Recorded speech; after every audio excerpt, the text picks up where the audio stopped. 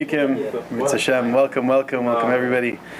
And the merit of all the true tzaddikim, the merit of the Heilige Rebbe, Nachal Noveh Mekor Chachma, Rabbeinu Nachman ben Fege, Zachuta Yagenu Aleinu Val Kol Yisrael. Amen. Okay, Baruch Hashem. Okay, for sure. Okay, first time Rabbanit Chana Bat Stella. For Rabbanit Chana Bat Stella. Rabbanit Ruth Bat Ahuva. Rabbanit Ruth Bat Ahuva. And Miriam Bat Shprinze. Miriam Bat Shprinze. Zod Hashem and Kol Cholei Amo Yisrael. And also Yitzchak ben Zina. And also for Yitzchak ben Zina. And also Avdel ben Chaim L'Chaim Leilu Nishmat Yechiel Yisrael Michael ben Paula Harari. Baruch Hashem Tanachenu V'Gan Eden. Okay, B'ezrat Hashem. So first of all, again, it's a tremendous chus that we all get together like this, Baruch Hashem, once a week in Kew Garden Hills to learn Sifrei Rabbeinu. The potency of these Torahs, you should know, it's mamash. If a person learns the words of Rabbeinu, it has such a power. Specifically, it has a tremendous power in a certain area that the other tzaddikim speak about. For example, there was one time a gathering between a lot of Gedolei Yisrael in Yerushalayim. And they were talking about the greatness of certain svarim. They were like, certain sefer. They were mentioning that it's so gavaldik, it's so great. Why? That even big tzaddikim, even tremendous tzaddikim on their level, that even they can grow from it. They could find chidushim, they could come to tremendous levels. So there was a Breslov Rav there at this gathering, Breslov Gadol, and he was sitting down on the side, and he was giving these looks of he was making all these faces. So then after, when the Rav spoke, he looked at this Breslov Rav and he said, "Did I say something that upset you in any way?" So he said, "I don't know. You call that a praise of a sefer that even that the big tzaddikim can grow from? They say that in Breslov, they say Likutei Moharan is so great. Why? That even the biggest Rishonim can grow from it. That's a praise of a sefer. That's somebody that's at the bottom of the barrel." Somebody that's mamish, he's fallen, to such depths, that tzaddik through his teachings that can bring such a soul back into kedusha. That is a praise of sefer. That's the praise of a tzaddik, and we all know, whoever's been to Uman knows that you could see. It's one of the only places in the world where you could see mikatze el katze, from one extreme to the other extreme. You could find people that have, born and raised in Mea She'arim and they just speak Yiddish. To people that have been touring who knows India for the past 5 years and whatever things that they fell into, and they finally came to Rabbi Nachman. It's amazing how there's such a spectrum of all the colors of Am Yisrael, and they say that's one of the simanim of a true tzaddik amiti. Not to say that chas v'shalom the other tzaddikim aren't amiti. It's just a phrase. It's a tohar. It's a phrase that's used by certain tzaddikim that have this aspect of Rosh b'nei Yisrael. They mentioned that by Rabbi Nachman, and specifically Rabbi Nachman, when it comes to Rosh Hashanah, there is a certain emphasis that he said that his soul is very, very much connected to Rosh Hashanah. Ad kedei kach that he was able to say that HaKadosh Baruch Hu gave him Rosh Hashanah as a gift. It's a very mysterious line. Now, to understand what that means on our level, right? We all know that Rosh Hashanah is a tremendous day of judgment. Right, we all know that it's the beginning when Adam Rishon was created. So everything, just like the actions, the things that Adam Rishon has done, in Garden of Eden, all the way to our actions to this day, gets reviewed and reflected on Rosh Hashanah. So when a person knows that, and he knows that at some point on Rosh Hashanah that his soul is going to be representing in front of the Bet Din Shel Mala, in front of the heavenly court, there's a little bit of a scary feeling. It's a pachad, right? We mentioned last week that even during Elul, a person can start to feel a little of this pachad that the day of judgment is coming, right?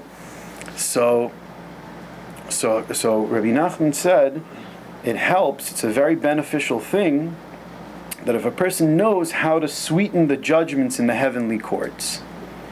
And he said upon himself that he knows the system, whatever this means, that there's 24 Batei Dinim in the heavens, and he knows how to get one case appealed to from one court to the next, until he can actually bring the case to the Kesar himself, right? Referring to HaKadosh Baruch Hu. Now we have people that go to Uman specifically for this reason on every year in Rosh Hashanah. A person can say that we know that Rabbi Nachman has promised that if you come he said, if you come to my kever after I pass away, and if you say the Tikkun HaKlali, and if you put a penny in tzedakah, I will do everything in my strength to go the length and breadth of the world to help you, even if it means that I have to come to Gehenna myself and pull you out. He swore and designated 2 witnesses while he was alive, that he swore in front of them that they are witnesses that he made such a statement, which is not a simple thing for a tzaddik to make such an oath in front of 2 witnesses. To designate them is a very serious thing. And he also said that in all matters I am certain, that I'm sure of, but in this I am certain, most certain. So it's a very big promise anyway. So a lot of people would say, so why do I have to go Rosh Hashanah for? I could just go one time, I get the promise of Rabbeinu, he'll pull me out of Gehenna by my payas, whatever, I'll grow like payas, or little, whatever's considered kosher payas. And that's it. Why Rosh Hashanah every year, I mean, it's a question, and you have Rabbanim Bizman Hazeh that make the question, and they raise it to their communities, and people say, oh, okay, what do you have to go to Uman for, And, unfortunately, sometimes people, can look at it as a strange thing to do. And in a certain sense, it does seem a little strange. But, so when I was in Eretz Yisrael, I was zoche to meet with bigger people, and when this question came up, the answer was as follows: that we see that when a person, in general, like if a person is sick and needs a refuah, he wants a specialist. So a lot of times a person would be willing to fly, God forbid, if a person's really sick and he needs a very special doctor in such an area, and one is heard that, let's say like in Belgium, there's a tremendous doctor that's very well known for this specific sickness, people fly out, right? So this Rav was telling me, he said Rabbi Nachman's like a big doctor. There's tremendous healing that takes place. And specifically, this healing is expressed on Rosh Hashanah with regarding to sweetening judgments.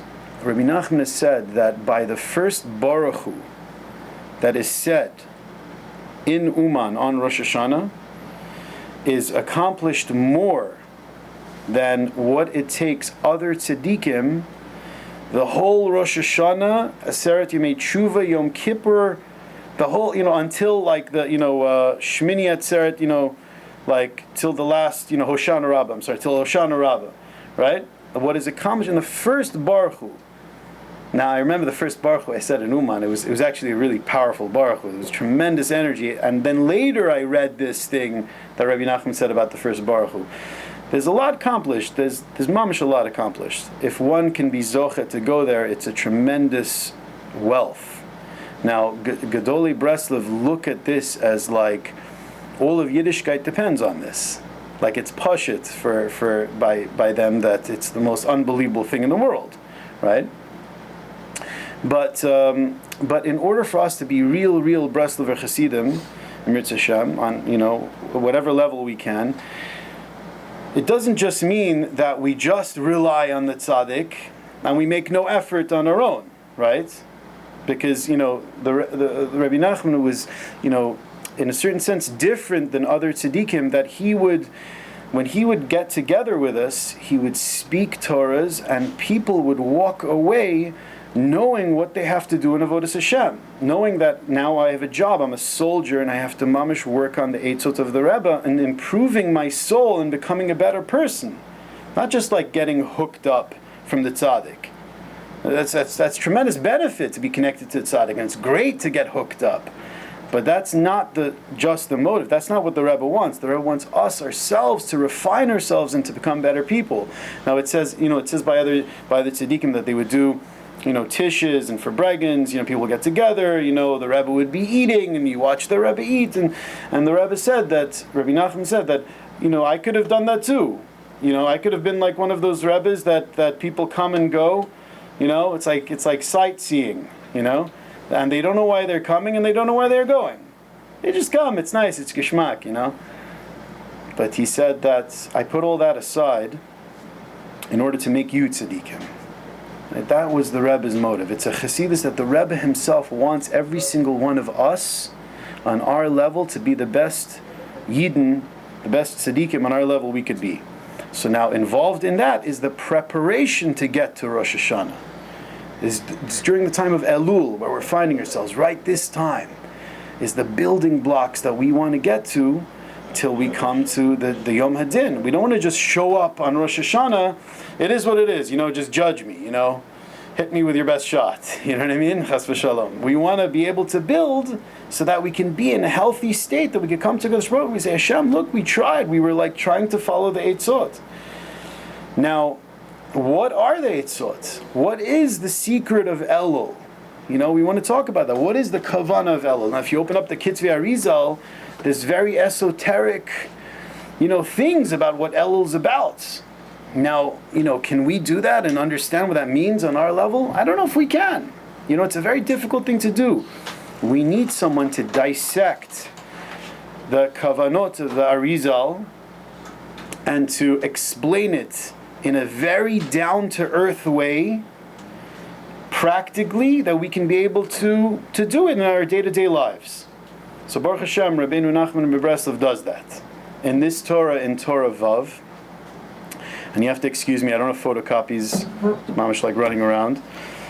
And he says it in a very short way in Likutei Moharan, and then he expounds upon it in the Sefer Meshivat Nefesh, right? Reb Nassan opens it up a little more. So let's explain what's going on here.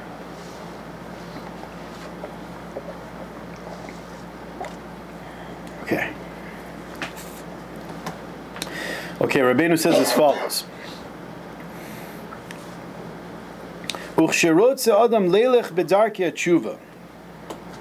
When a person wants to go in the ways of tshuva, tzarech liot baki b'halacha. Now, just before we get to the next line, the Rebbe explained before that the ikar of tshuva, of Elul, this was last week's shiur, the ikar of tshuva is that when a person can hear his shame, his disgrace, he could hear somebody embarrass him, and he would not answer. He can turn the blood that's boiling inside of him, which last week we learned, the blood that's starting to cook when a person gets embarrassed, right, is the effects of the Yetzer Hara within the blood, because when a person does Averot, there is like a sense of ego that's infused into his blood, because why the blood specifically? Because the Baal HaTanya mentions also that the seat of the Yetzer Hara is on the left side of the heart. So it affects the blood. So when a person gets embarrassed, that's what starts to cook. And if you could turn that blood that's cooking, in that dam, into dom, into silence, into being cool with it and not having to answer back, then that is a tremendous tikkun for the soul.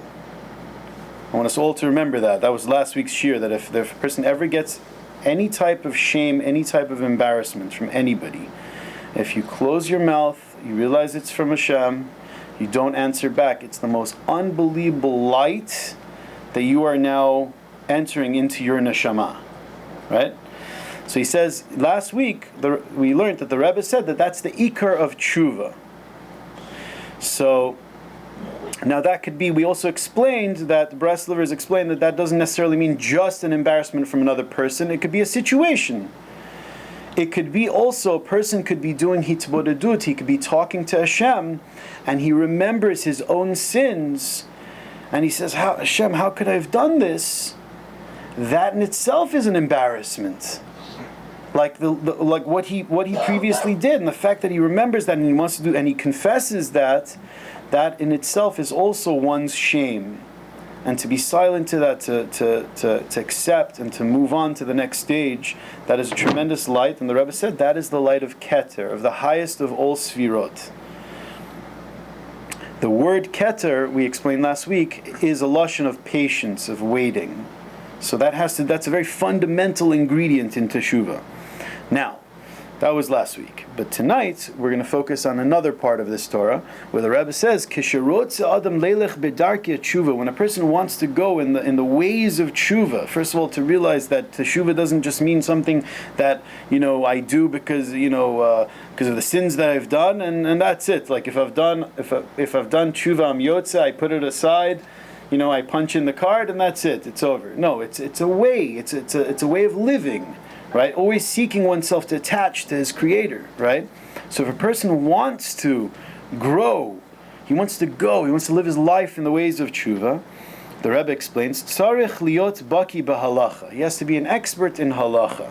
Now over here, the kavan is, when the Rebbe is saying the word halacha, he doesn't just necessarily mean halacha. We're not talking about just knowing Shulchan Aruch, which is important. The Rebbe in other places says that the person has to learn halacha every day, right? Minimum, at least one line in Shulchan Aruch. The Rebbe says it's a very important thing that chas v'shalom not to let one day go by without doing something, at least one line in halacha and Kitzur Shulchan Aruch and any Mishnah Berurah or whatever one could find. But over here it's talking about halicha, which means like traveling. What does it have to do with traveling? Tzarech liyot lo shtei bekiyot. We're going to see what this halicha is. He has to have two types of expertise. Hainu, baki beratza, baki b'shov. The wisdom of running and the wisdom of returning. K'mo shekatuv, as it says in the Zohar, Zakah man da'il v'nafik. Praiseworthy is the man that can go up and come back. V'zel b'chinat, and that's what it says in the pasuk in Tehillim. Im esek shamayim shamata v'atzia shol hineka. That if I go, it says in the pasuk in Tehillim, that if I go to the heavens, behold, you are there, and if I go to the pits of hell, you are with me. So let's just try to understand what this means. Okay, so it says in the Sefer Yeshivas Nefesh,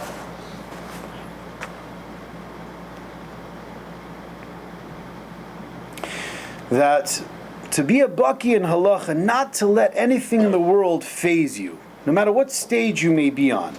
For example, right?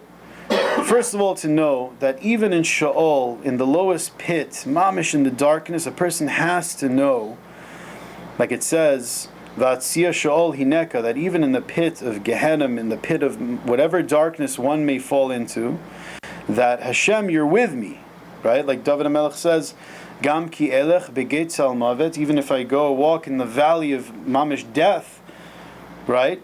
You are with me. Ki ata imadi. So we have to know that also on our level. There's two gears in Avodas Hashem. There is running and there's returning. Running symbolizes, let's say you reach a certain madrega in Avodas Hashem. You start to learn, you start to daven, and you start to feel your Avodas Hashem going. Right? You're improving. There's an aspect of ratzah. It says over here, Imesek shamayim shamata. If I go to the heavens, behold, you are there. Meaning a person shouldn't say that he's reached a certain madrega, he's reached a certain level, and that's enough. I am what I am. This is what I'm ready for. This is what I'm doing. This is what I'm ready to commit in Judaism. And that's enough. I'm ready to be on this level for the rest of my life. I don't need to increase anything. This is me.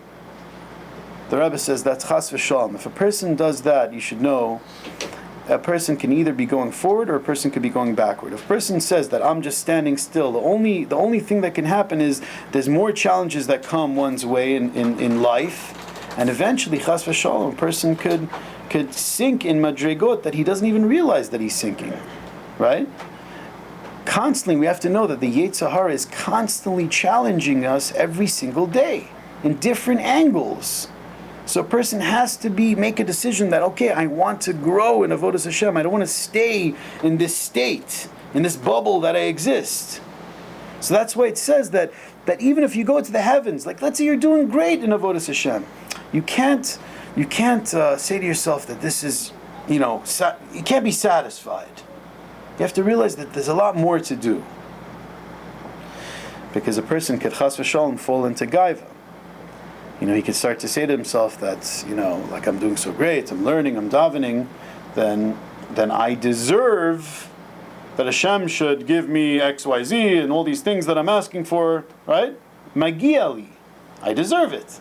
And if a person doesn't get it, then he starts to get bitter.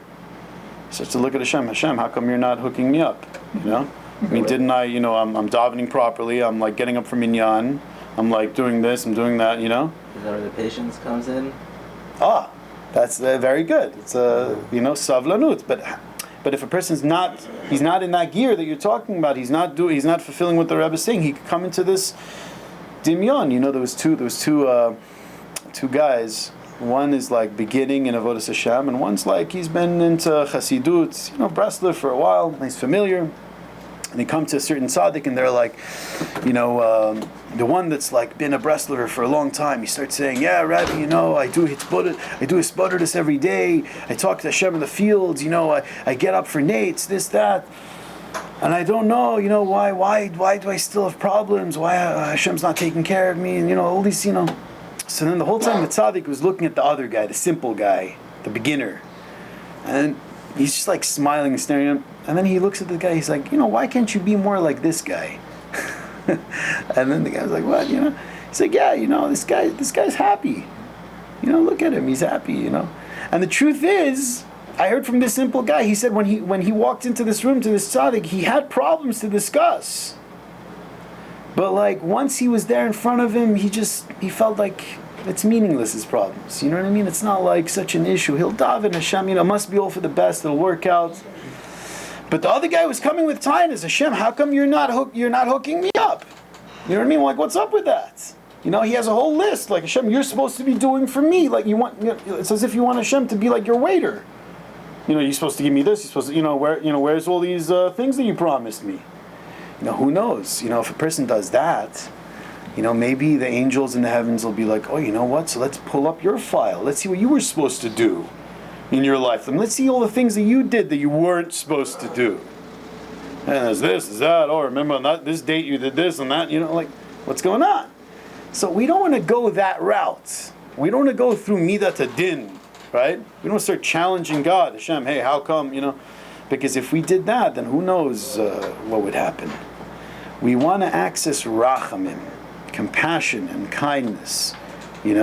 Most of us, to be honest, let's think about it. Like it says in Tanya that at the moment that a person is doing an aveira, the moment that a person is doing a sin, whatever sin it may be, he is in the heavens. He is viewed at that moment as a rasha, as a wicked person. So to understand for a second, so how is this rasha, a person that's rebelling against Hashem, how is he in existence right now? Hashem created the world, the 10 utterances of creation. So he also created the Jewish people, and he told them instructions, what I need you to do, right? And when a Jew is doing these instructions, when a person is serving Hashem, the Lubavitcher Rebbe teaches us, then he is at his most natural state. He's fitting into all of creation. It's not like, when you get up to put on tefillin and you daven this, that, you're going out of your realm. No, that's your most natural realm. All the other things are artificial. All the temptations and desires for not good things, that's artificial. A person has to know that. That's simple. That's a klal. The most natural state for me to exist is within Torah and mitzvot. Right? So if that's the case, right, then how many people, unfortunately, are not really living right now? How many people are out there that they're spending time in this world, but they're not really alive? They're in some quasi sort of state, right? The Rebbe said before, in Torah Vav, he explained earlier that when a person does Teshuva, he's accessing a certain name, one of the names of God, which is Aleph Hey Yud Hey Ekya. I will be. What does that mean, I will be? Meaning, I am prepared to be. I'm prepared to exist. God, I want to be with you. I don't want to be like, in the darkness. I want to be with you. How am I with you? When I'm fitting into all of creation, when I'm doing the mitzvot. Person, we're supposed to really feel that simcha. Take time when you do a mitzvah. Remind yourself, this is a great thing that I'm connecting through this mitzvah. Let's say tefillin. We're on that. We're using that as an example to realize when I'm putting that tefillin on, this is a way that I'm attaching myself to the Master of the universe. It's as if this is like the garment of the King himself. It's like I'm hugging the King. It's an unbelievable thing. All the mitzvot are like that. When you do a mitzvah, it's like you're grabbing goodness in your life and you're bringing it close to you. As opposed to, and we know that there's mitzvot that we can do constantly. Whenever you remember Yetziat Mitzrayim, let's say, the Jewish people, they came out of Egypt. Hashem, you took the Jewish people out of Egypt. You just remember that? A random time you're on the bus. All of a sudden you're like, Yetziat Mitzrayim, Hashem, you took the Jewish people out of Mitzrayim. Bam! You just got a mitzvah right now. You just got a mitzvah. You just inherited something eternal. It's unbelievable. People aren't thinking about eternity. They're thinking about right now. That's what this world is constantly doing. It's like, gravity. It draws it to this world. Everything's just here. Don't go there. Here. Right? Everything's instant. Quick. Let's go. Let's move. The whole world is trying to get things to go quicker right now. Right? So we have to, but one of the ingredients in Avodat Hashem and Teshuva, one of the main things that we have to learn is patience. Right? Like you said. That's the main thing. A person wants to grow. He has to be able to be patient. And to talk about it with Hashem. Let's say if a person sees, okay, I'm not patient, it's very hard for me to talk about it with Hashem. When a person talks, like Rabbi Hakimian said, if you talk, you do hitzbodedut, you take 15 minutes, secluded time with Hashem, right? And you ask about something. For example, patience. You say, Hashem, I'm very quick on the draw. It's very hard for me to grow because I'm a very instant gratification kind of person. I need things quickly. And I know Rabbi Hakimian says one of the fundamental things in growing in Avodat Hashem is patience, enduring. That I have to be able to put an effort into it, and then slowly I can grow, right? So please help me with that. I need help. I'm admitting I can't. It's hard for me. Rabbi Hakimian says when you do that right now, he says in the Likutei Moharan, that just like Hashem created the world with words, these words that you're saying now become vessels, and it allows Hashem's light to be filled in your life. It's like the hashkach. It's like you're bringing the hashkacha of Hashem into your life by doing hitzbodedut, by talking to Hashem in your own words in English. It's an unbelievable thing. So we have to use this. That's imesek shamayim shamata. If I go to the heavens, you're there. And then the next pasuk is, what about biyarida? What about when a person falls? What about when a person falls into impurity?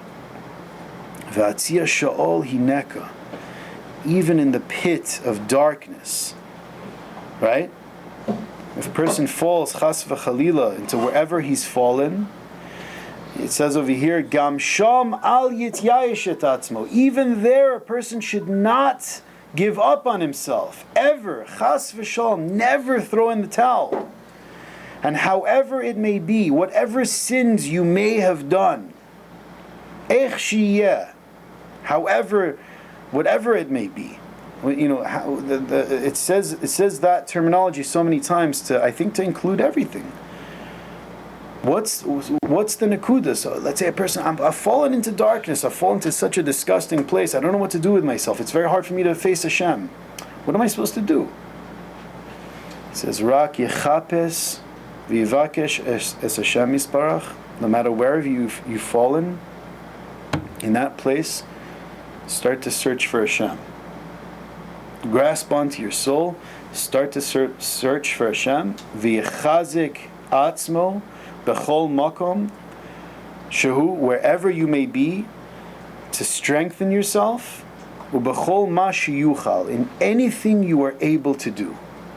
In any type of connecting to Hashem you can do, any vehicle, grab it. Ki gam b'shol tachtios, because mamish, even in the pit of darkness, in the lowest of all places, nimtza Hashem yisbarach. Hashem is also there. Proof of that is, how is that place in existence otherwise?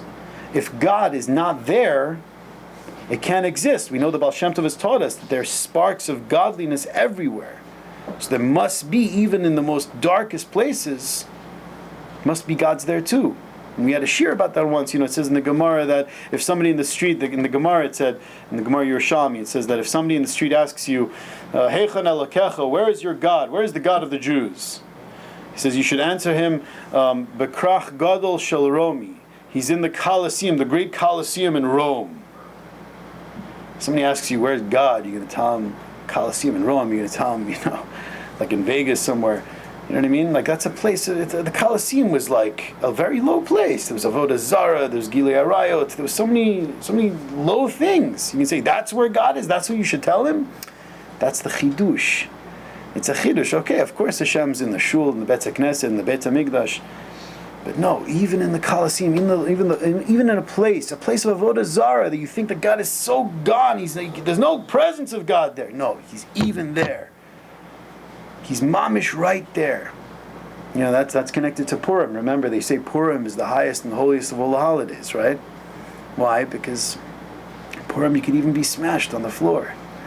You could be next to your vomit, but God's right there with you. The Shekhinah comes right there with you. I asked. I think it's even higher than Chanukah. Why? Because Chanukah, remember, there's a mitzvah. You have to light the menorah. There's an inyan to light it below 10 tefachim, right? To light it in a low place to symbolize that the light of the Shekhinah on Chanukah came down to a lower level, right? Usually, when the light of the Shekhinah, you make a sukkah, right? The sukkah, in order for it to be kosher, the most minimum height of a sukkah is 10 tefachim, right? Not so high, let's say, up till the table here, right? Because the schach has to be somewhere that the Shekhinah can reside on, right? Below 10 tefachim, the Shekhinah doesn't come down. On Chanukah, we light the menorah. Does it mean to light it below 10 to show that the Shekhinah is even lower? But the halacha is you don't light it below 3 tefachim, because on the floor, mamish. But Purim, right? Purim is the inyan of Ad lo yada ve'in barach Mordechai la'ar Haman. That there's no difference. That a person should make a l'chaim. Some people take it really literally, but until you don't know the difference between Mordechai and Haman, right? What does that mean? Because in a certain sense, Hashem's everywhere. Even if I'm in a Haman situation, I don't know what I'm wearing. I don't know what kind of room this is with flashing lights. I don't know what's going on. I don't know where I am. Maybe I look like Haman right now. But you know what? Ad lo yada. Bein Baruch Mordechai la'ar Haman. There's no difference, meaning Hashem's everywhere. I could find Hashem where I am right now. It's just a mask, right? We could come out of it. So that's the idea. That even mamish down there, Hashem is with me. Now that needs a person has to become strong. This is not a strength like muscles. This is it's a strength in your heart. That it's inevitable. Chevra, a person can't say that I never want to fall. I'm going to do tshuva and I'm never going to fall again. You can hope, you can daven, you could wish Hashem, I don't want to fall. You could be steadfast and say, I want to make a commitment. I'm not going to do the sin again. But the outcome, person might fall, very likely. There's ups and downs in Avodas Hashem. If a person comes and says, you know what, I never want to have a Yerida anymore. I just want to grow in Kedusha. I just want it to be smooth sailing, Why not? That's not Yiddishkeit. You can find another religion out there somewhere, maybe. Somebody came to Beit Shammai, he said, teach me the whole Torah standing on one foot. What does that mean? That meant this. Rabbi Hakimian Shechter says, that meant, he was saying, I just want one direction. I just want good. I just want to go, the right way. I don't want 2 feet. I don't want good and bad. I just want good. So then Beit Shammai chased him out. He said, get out of here. What are you talking about? It says he took one of the beams of the house He like took a beam and he's like, get out of here. Well, why beam in the house? I don't understand. Why not like a brick? I don't know, like why a beam? A beam is like a pillar. It holds up the house, right? So he was saying to him, that's one of the fundamentals of the house of creation. That Hashem created the world. What does it say in Bereshit? V'erev v'yiboker yom echad. That's part of one day. That there's night and there's day. There's ups and downs. Are you going to cry and be like, no, I don't want any downs? What are you, a baby? You're a big boy. Get out of here. You don't know one of the fundamentals of creation. I don't want to be down. And you know what happens? A lot of us, unfortunately, we cry. We cry when we're down. Oh, look what happened to me, this, that. I can't believe it. Look, we associate ourselves with the evil that we've done. It's a big mistake. You know? It says, Yisrael, afal pi shachata Yisraelu. A Jew, even though he sinned, he's still called a Jew. The Yetzer Hara, the Sitra Achra, wants to make you think that, no, you're not a Jew anymore. You're like, I don't know, you're like some, heavy metal dude. You're some, you're some, addict. You're some this, you're some that, you're some stud, you're some, whatever person, whatever images the Yetzer Hara wants to make a person. No, you're a Jew. Somebody came to the Karlin or the Stolen Rebbe and he sat down in front of him and he said, Rebbe, I just want to tell you who I am. I have this business and these firms, and we have a few factories over here, and in Ohio we're doing this type of project and this and that. The Stolen Rebbe just was listening and then he's like, okay. He's like, now maybe you can tell me who you are. These are things about things that you're doing in the world. Who are you? You're a Yid. You're a Jew. That's first and foremost. Right? The first and foremost is avodas Hashem. When we come to the heavens, they're not going to ask us, about our assets. You know what I mean? They're going to ask us about what do we want? What do we want? Is it like is it the shawarma? Or is it like, Hashem? Is it Torah, mitzvahs, right? We have to try to refine ourselves while we're here in this world so we can appreciate Gan Eden. Right? That's what we're here for. And we have to have these tools. The Rebbe says that these are the two ingredients, the two very most important ingredients that you have to have in avodas Hashem, is the wisdom of running and the wisdom of returning. Running, again, means that everything's going smooth in your life, it's going great. Don't satisfy yourself. Don't be like, oh, I'm the man, this is great, I deserve this, of course, look at me, You have guys like that. Sometimes in yeshiva, you could learn with a guy, and he could be saying something in the Gemara, and you could let's say if you argue with him, and you're like, I don't think that's what it means. Like, they look at you like, what? What do you mean that's not what it means? That's what it means. I had a chavrusa like this. I couldn't, I was like, what do you mean? Like, there's other ways to learn. It's not just your way. You know what I mean? It's like sometimes you could get so, and in our lives also we could become like that. In marriage, how many times a husband becomes a thing like, oh, it's got to be like this. How many husbands give lectures to their wives, Rahman al-Islam, like, this is the way it is. Don't you get it? You know what I mean? Hashem Yerachim. What's going on? Who the heck? All of a sudden became this like ego king. You became like the Yetzer Hara all of a sudden. It's got to be like this. It's got to be, It's Hashem's world. You know what I mean? You have to be flexible. So that's Aleph. That's the wisdom of running. Not to settle, not to be like, I'm the man, not to get ego. So realize that we have to keep going. We're little babies, right? We're just starting. That's the wisdom of running. The wisdom of returning is that, what if I fall? What if I fall? What if I'm in the dirt? What if I'm on the floor? What if I'm in the vomit? You know what I mean? I have to know Hashem's there with me. His arms are always open. Now, I don't think this is so stressed in yeshivas, unfortunately, these days. A lot of people are learning musar. They're learning, you're so bad if you do this, and if you do this sin, how many demons are created? People are into demons now. Everyone wants to talk about demons. If you do this, and it's like staring into the face of death, like, oh my gosh, that's so bad, Okay, but a person, if he does that in the wrong way, a person can become depressed. Be like, wow, look how many sins I've done, so there's no hope for me. You know what I mean? Like, who could do tshuva? Yeah, Rabbi Nachman's talking about people that, they're better, like me, I don't know, I've done already, The Yetzer Hara makes you think that you're already out of the category, like you're not in this. ballpark. You know what I mean?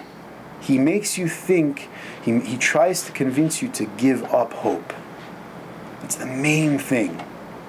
He wants to say, forget about it. Just forget about it. Don't even try. It's not worth it. You can't do it. It's too hard. Somebody said to me, I'm telling you, a student of mine, a high school student, he looked at me, he's like, what's the point? We're not going to be like the Baal Shem Tov. He looked at me, he told me, I couldn't believe it. He's like, you're never going to get there, so what's the point? I was like, wow, he really thinks like this. It's like scary. You know what I mean?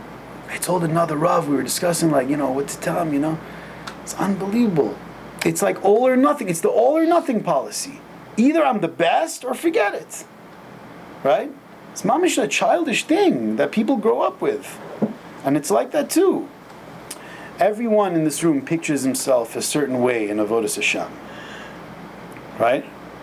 Pictures a certain self. This is a certain image that I have. I'm supposed to be serving Hashem in this way. But if a person falls from that, then what happens? He could get depressed. Oh, because you were supposed to be like this. Now look what you did. So that could be depressing. So who made that image in the first place? Who said you were supposed to be so, psh? Maybe we're lucky to serve Hashem the way we are right now. It's unbelievable. Who knows? These days there's such darkness. The Arizal told his student, what? Reb Chaim Vital, I blanked out. Thank you so much. He told Reb Chaim Vital. He told him, Reb Chaim, he said, you should know in the heavens right now, your status, you are considered like a Tana. A Tana in the Mishnah. Tana. In the Amoraim were able to even bring the dead back to life. A Tana is already like, like Reb Shimon Bar Yochai. You know what I mean? You're considered like a Tana in the heavens. So he was so embarrassed that Rabbi, me, how could I be considered like that? There's so much later. So he said, the Arizal told him, he said, because there is so much darkness right now in the world, spiritually, it's so much more of a struggle to connect to Hashem, that right now you're considered like a Tana, to the degree of the darkness. Because we all know, like a light in a dark room is so much more powerful than light in a lit room. So this is because of the darkness, your mitzvot is so much more light, so much more illumination. So therefore, you're considered so much more holy, like a Tana. So think about that. When did the Arizal say this to his students? They were like 700 years ago in Tzfat, in the Holy Land, Eretz Yisrael. There's no cable TV. There was no internet. There was no smartphones. The people in the shul, who were the other congregants in the shul? Rabbi Yosef Cairo, the author of the Shulchan Aruch, the holy Al-Shich HaKadosh, the Rav Moshe Cordovero. These are Mekubalim. These are like your buddies in shul. And he's like, because of the darkness that exists, you're considered like a Tana. So imagine now, what would the Arizal say to us? Look how much darkness is now compared to then. We have no idea. I saw in Sfarim that, we have no idea. Like a person washes his hands. I saw a person washes his hands properly. According to halacha, like Nesilat Yadayim, before Mashiach comes, he would be considered like a chidush, like the holy Baal Shem Tov. I saw in Rabbeinu's writings. We have no idea what our Avodat Hashem is worth. If we knew what it's worth, we would be dancing like Breslovers. I'm telling you. We'd mamish be celebrating. If we knew what a mitzvah is worth, imagine if we said a shacharit, we're like, wow, this is amazing. We all hold hands and it's like Simchat Torah. We don't think like that. We just think, we go in the routine. We're like, okay, davening, I got to get on the bus, got to go to work. You just did an awesome thing. So celebrate on the bus. Think about it like, Hashem, wow, it was great. I davened, that was awesome. But retain the Kedusha, keep it with you. You know what I mean? Associate yourself with Hashem. Bring that remembrance along with you in Avodas Hashem. That's what Elul is all about. And that's what Rabbeinu says in the Likutei Moharan. That when a person has this wisdom, he says Zeh sod kavanat Elul. This is the secret to Elul. Of bring that light of Hashem with you. The wisdom of running and the wisdom of returning. Never get too egotistical on yourself. Never say that, I've accomplished such great things on one hand. And on the other hand, never say to yourself that I've fallen too deep, that I can't get out, that Hashem's not here with me, that I'm in darkness. Hashem is everywhere. Mamish, in the pit of hell itself. He's right there. You just have to open up to Him. Person searches for Hashem. How many people I've spoken to that in the most places of darkness, they've started to think that where am I? And they called out to Hashem and they reached tremendous heights. You should know, because the Rebbe says in the Kutzim in another place that the light of Keter, of the highest of all Sfirot, is the light that's sustaining those dark places. You should know. The most darkest places are really, really being sustained by the highest light. Why the highest light? Why not a mediocre light, a different type of light? He says, no, it must come from the highest of lights. Because why? Because it's sinking to the most deepest darkness. Now, what's a sign of a powerful light? If I have a flashlight, it could go further into the darkness, right? If I have a really, with a lot of wattage, it could go even further, deep into the woods. So Hashem's light, the most highest light of Hashem's crown, of Hashem's crown Himself, can shine into the most deepest pits of darkness. So I have to know, even if I'm mamish in the lowest pits, Hashem's right there with me. I can always come back. The switch just takes place in the heart. That's it. Mirz Hashem, let's all take this in a deeper way, to bring this into our lives in a really true way. That it should be in a way that that I'm not going to let this Elul go by, and just sleep it. Like somebody was saying, Elul is such a pach, such a scary time. It's only scary if we don't utilize the time. But if we utilize the time, there's a tremendous closeness. Now, one other thing I just want to mention before we end is that there's a terminology in Chabad that the king is in the fields in Elul. What's the example? What is the nimshal? Usually the king is in his palace. Usually a person needs a special entourage to be able to get into the inner chambers of the king, right? But it says that once a year the king goes out of his palace and he goes walking in the streets. He wants to see the simple people. He wants to see people like me and you, right? And he says that's the opportunity that a person has, that in such a time, a person like us, a simple person, could run up to the king and start to talk, to shake his hand, to introduce yourself, right? To make a connection, so that this way, when the king goes back in his palace, and a person comes, let's say in the middle of the year, you want to come knocking on the palace, people can be like, oh, who are you? This, that. You could say, no, the king knows me. You could tell him that it's it's Moshe or Yonatan, or you could say whoever it is. You could say, and then you could get in because you already have that connection. So they say Elul is the time when the king starts walking in the fields. Right now, there's a presence of the Shekhinah, of Hashem's presence in the world amongst us. Now, if a person utilizes this with hitzbodedut, he starts talking to Hashem, you can feel a tremendous power. More than ever. So Moshe Cordovera says there's an emanation of the Yud Gimel Midot of Rachamim, the 13 attributes of mercy. It's running throughout creation right now. So a person can use that time to really make an effort on his level, even a small effort, just to talk to Hashem, spend a little time to talk to Hashem every day. There's a tremendous level of closeness that you can accomplish. Even if you think that it's not doing anything, it's doing tremendous things. A person should know. So Mirz Hashem, may we be zocha, each and every single one of us, to take the time during this Elul to realize that it's a time of ani ledodi v'dodi li, that I am for my beloved and my beloved is for me. And Mirz Hashem, that we should be zocha, all of us, that with our own eyes to see the light of the true tzaddik of Mashiach Tzidkenu. Mirz Hashem b'meher v'meinu amen. Shkayach.